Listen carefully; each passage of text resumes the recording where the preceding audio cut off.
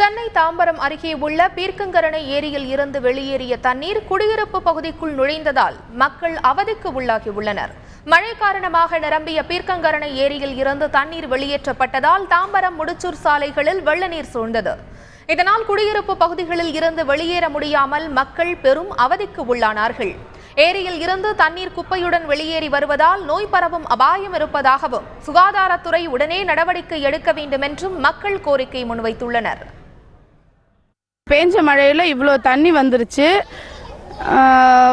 இங்க பக்கத்துல குப்பை இருக்கிறதுனால எல்லா டஸ்ட்டும் அடைச்சிட்டு வந்துச்சு சார். இங்க ஃபுல்லா நாங்க எல்லாம் குப்பையில தான் நிக்கிறோம். கரண்ட் வசதி கிடையாது, சாப்பாடு கிடையாது, யாருமே எந்த ஸ்டெப்பும் எடுக்கல. இந்த இடத்துல பார்த்தீங்கன்னா நேற்று பெஞ்ச மழையில் பார்த்தீங்கன்னா பயங்கர தண்ணி ஏரி நிறைஞ்சி பயங்கர தண்ணி உள்ளே வந்துச்சு.